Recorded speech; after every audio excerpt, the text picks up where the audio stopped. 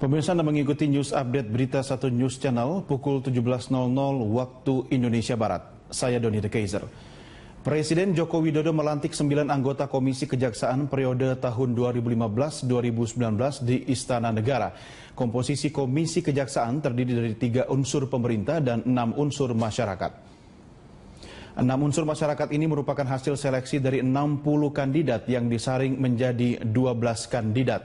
12 nama kemudian diajukan ke Presiden dan 6 nama inilah yang terpilih mengisi unsur masyarakat di Komisi Kejaksaan. Komisi diketuai Sumarno dari unsur pemerintah dengan Wakil Ketua Erna Ratnaningsi dari unsur masyarakat. Tugas Komisi Kejaksaan adalah mengawasi, memantau dan menilai kinerja, sikap serta perilaku jaksa dan pegawai kejaksaan dalam menjalankan tugasnya. Dari hasil pengawasan itu, Komisi Kejaksaan menyampaikan masukan kepada Jaksa Agung.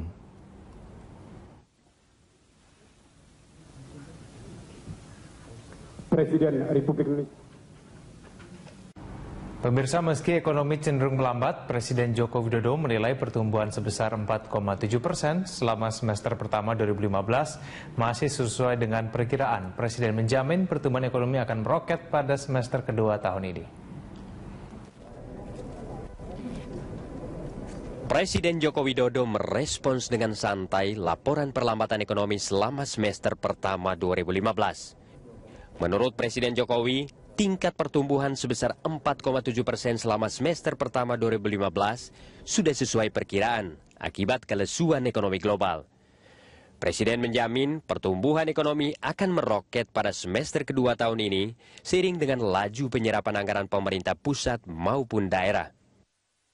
Ya, jadi seperti yang sudah kita perkirakan bahwa pertumbuhan ekonomi di semester 1 itu kira-kira 4,7. Ini kita harapkan mentok. Kemudian pada semester 2 itu mulai merangkak naik. Karena memang berhubungan dengan serapan anggaran, baik di APBN, APBD provinsi, APBD kabupaten kota.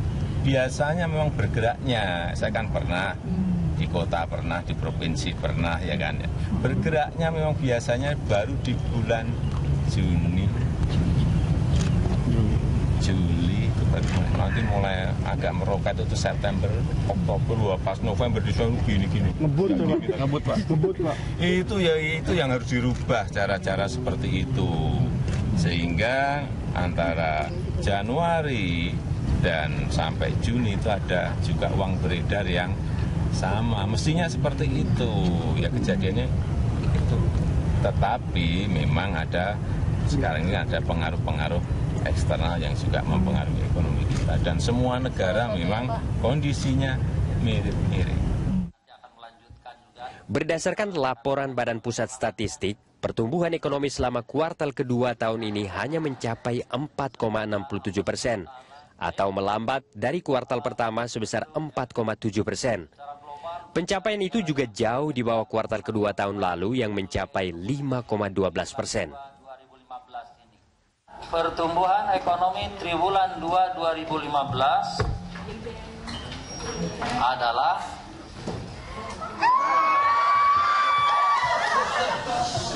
year on year 4,67%, ya. Oke. Jadi 4,67% dan Q2Q 3,78%. Artinya year on year triwulan 2 2015 dibandingkan dengan triwulan 2 2014 dan adalah 4,67%, dan triwulan 2 2015 dibandingkan dengan triwulan 1 2015 tumbuh 3,78%. Dengan besaran produk domestik bruto pada triwulan 2 2015 atas dasar harga konstan, ya, 2.239,3 triliun rupiah, harga konstan 2010, ya. Kemudian atas dasar harga yang berlaku current price adalah 2.866,9 triliun rupiah, ya. Dengan perlambatan selama semester pertama, pemerintah kembali menurunkan proyeksi pertumbuhan ekonomi tahun ini dari 5,2% menjadi 5 hingga 5,2%. Jika dihitung sejak awal tahun, pemerintah sudah 3 kali mengoreksi pertumbuhan ekonomi dari target APBNP 2015 sebesar 5,7%. Tim Liputan, Berita 1, Jakarta. Presiden Joko Widodo meyakini pertumbuhan ekonomi akan meroket pada semester kedua tahun ini. Menurut Presiden, angka pertumbuhan akan merangkak naik imbas penyerapan APBN maupun APBD provinsi dan kabupaten kota serta belanja BUMN dan swasta. Meski demikian, Jokowi mengakui perlambatan pertumbuhan ekonomi domestik dipengaruhi oleh faktor eksternal.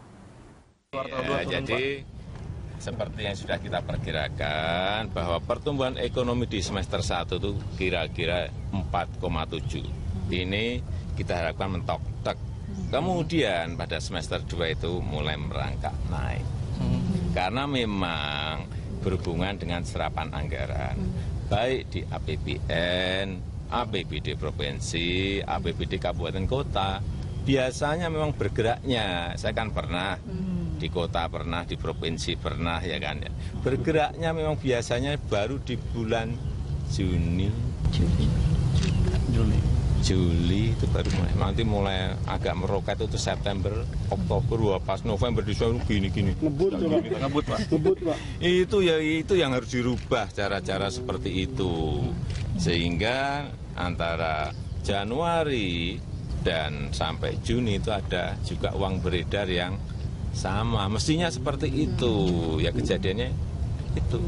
Tetapi memang ada sekarang ini ada pengaruh-pengaruh eksternal yang juga mempengaruhi ekonomi kita, dan semua negara memang kondisinya mirip-mirip. Ya, besarnya utang Indonesia yang terus membengkak dinilai sudah pada tahap mengkhawatirkan. Jika dilihat dari parameter Debt to Service Ratio atau DSR, kemampuan pemerintah untuk membayar kewajibannya tersebut semakin menurun.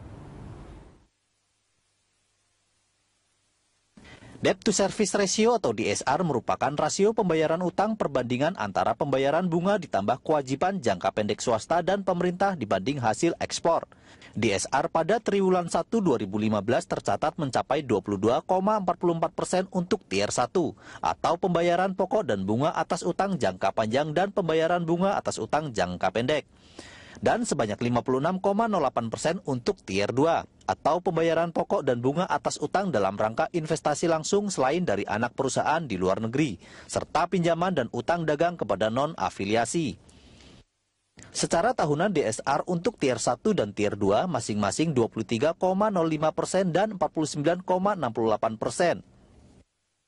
Bank Indonesia mencatat posisi DSR pada kuartal 1 2015 sebesar 56,08%, naik dibanding akhir tahun lalu yang hanya sebesar 46,48%, dan kuartal 1 2014 hanya 42,51%.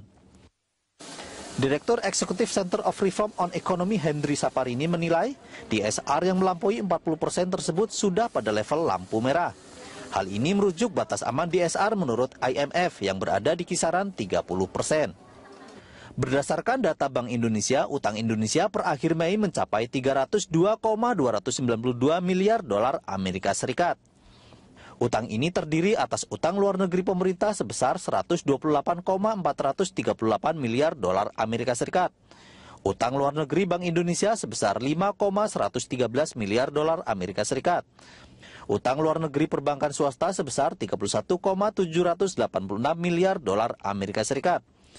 Utang luar negeri industri keuangan non-bank swasta sebesar 11,833 miliar dolar Amerika Serikat. Serta utang luar negeri perusahaan swasta non-bank sebesar 125,121 miliar dolar Amerika Serikat.